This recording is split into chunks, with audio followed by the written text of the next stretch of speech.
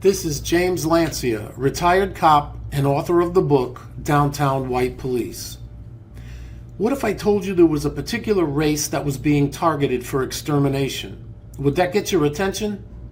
What if I told you this race was a minority and the president was openly and publicly calling for the extermination of that race? Would that get your attention? What if I told you many of these people were reduced to squatters' camps where they were being starved? What if I told you this minority were unemployed and unemployable because the president made it illegal to hire any member of their race for work? What if I told you this race was being targeted for brutal murders, which include rape and torture in unimaginable ways? What if I told you that the young children of that race were being taken and sold into sex slavery? Would any of this get your attention? It should outrage any normal human being of any race. What if I told you the people I am speaking of are the white minority of South Africa? Did I lose your attention now because they are white? If I did, shame on you. This is all happening right now under our noses. Since the end of apartheid, which the world was in an uproar about and could not tolerate any longer, more than 80,000 white South Africans have been brutally killed by the genocidal maniacs who have been given permission and encouraged by their president to do so. They sing songs about killing the farmer, killing the Boer. The Boer is the name for the South African who has been in the country for 400 years. They worked hard and made that part of Africa beautiful and prosperous. The current fool of a president and profound anti-white communist Jacob Zuma has targeted whites there for genocide as an excuse for his failure as a president and as a leader of a nation that has fallen into a bottomless pit of unemployment, xenophobia, and violent crime. The world's precious Nelson Mandela, the ex-terrorist, also sang anti-white, genocide-inciting songs, while fleecing the world into believing he was for equality and healing a racial divide. This is also happening in other African countries, such as Zimbabwe, whose buffoon of a president, Mugabe, will not allow whites to own land and is as communist and as anti-white as they come. He also condones the murder of his country's white citizens. They all use the excuse for their hatred of whites by premising it on past supposed oppression by whites. Does this sound familiar to you as a white American? Jacob Zuma and the ANC has imposed even stricter gun laws and gun confiscations on the law-abiding in South Africa. They disbanded commando units, the equivalent of American militia, and left the people vulnerable to the murdering hordes who attack them constantly. Does this sound familiar to you as an American? Do you think this is something that could never happen to us here? Recent legislation, executive orders, and anti-gun rhetoric are aiming for the same thing here, rendering the law-abiding citizens helpless to the millions of anti-white, violent criminals. The recent appearance of UN vehicles and troops in South Africa are a concern among its citizens. What are they there for? Sound familiar?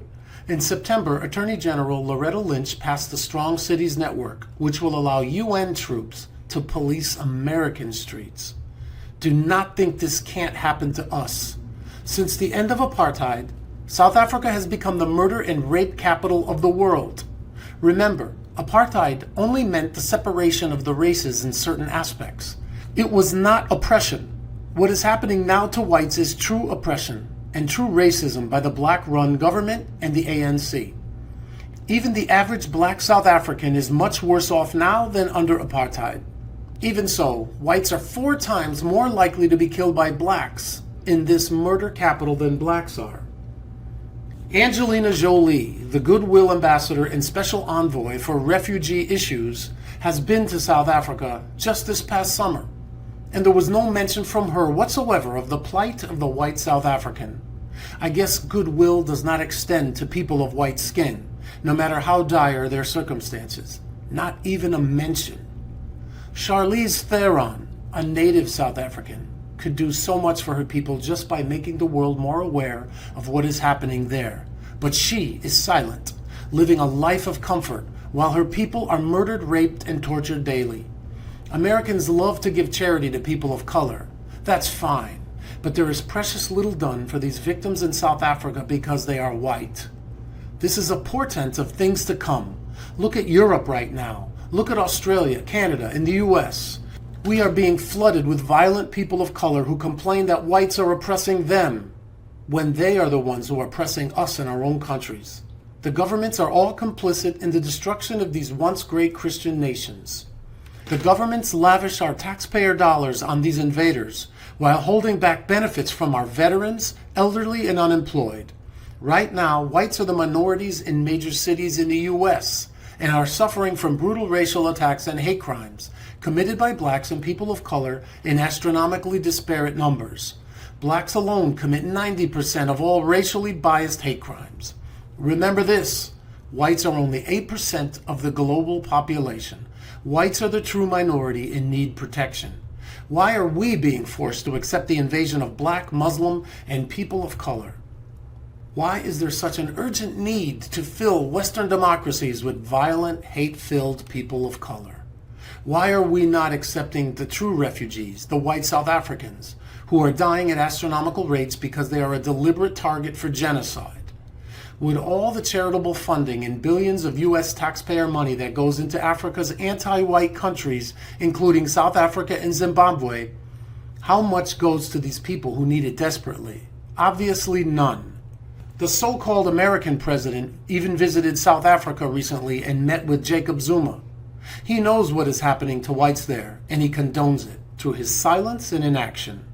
Why are we not imposing sanctions on anti-white South Africa or Zimbabwe like we did during apartheid? Remember, apartheid never advocated for the killing of blacks. But under the black monster of a president who is there now, whites are being systematically raped, killed, and driven into poverty and starved openly with no care or concern of retribution or international backlash. Are whites being flooded into Africa, the Middle East? What about South America? Are they offering us what we freely give them?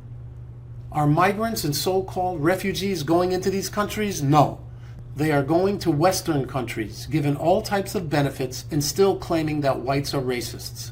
Whites will soon have nowhere to go to escape this hatred. If this does not sound suicidal, then you are beyond reasoning with. If it does, take my advice. Do not be afraid of the word racist. Remember this, if telling the truth makes you a racist, then I say embrace it. When you become a victim because of your white color, no one will care. Because even with all that we do for people of color, it is never enough. A black president, many elected officials of color, affirmative action, forced integrations, predominant demographic in major cities, HUD housing, government grants only for minorities. The list goes on. It is never enough, even here in our own United States.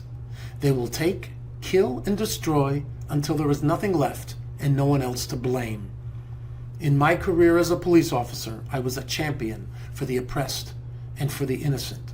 I care about all human beings, especially those who are unheard, forgotten, or ignored when they are suffering and are violated.